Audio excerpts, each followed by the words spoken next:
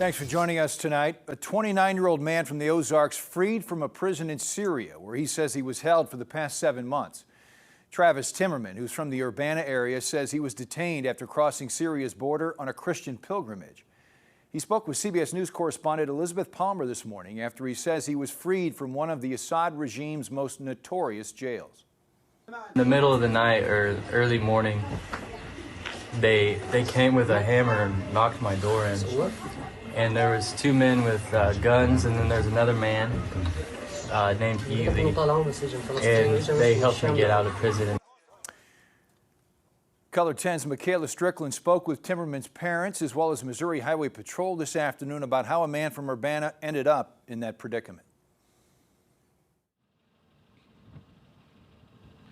Yeah, after attending college here in the Ozarks and in another state, as well as living in Chicago for some time, Timmerman decided to take a religious journey out of the country. Missouri Highway Patrol says they're glad that this was the outcome that came through.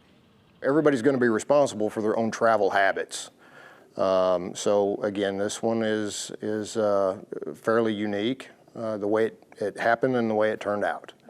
So again, we're grateful for that. In June of 2024, the family of Travis Timmerman reported him missing with the Missouri State Highway Patrol. Sergeant Mike McClure says the department then began working with Hungarian officials. So what we did was open an investigation and took the information that we had from him and placed that into the patrol's missing persons clearinghouse.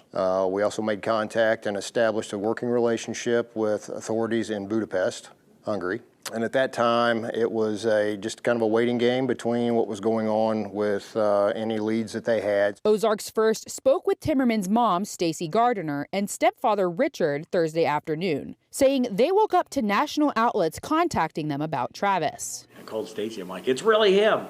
It really is him. I'm like, oh. And of course, we're just crying on the phone. The Gardners say the last time they spoke to their son was in May. He called me in May and said, "Mom, I'm gonna be somewhere where I won't have no internet." And I said, "How long?"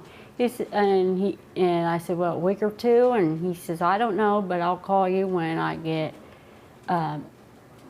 internet." When Timmerman decided to make the journey, the Gardners say they weren't thrilled about the decision, but are looking forward to seeing their son again. It was pretty silly of him for doing that, but I just love to have him home and hug him and never let him go for a while. And the family tells me that they have a meeting with government officials tomorrow and are looking forward to seeing and speaking to their son Travis once again. Reporting live in Hickory County, I'm Michaela Strickland, Color 10 News.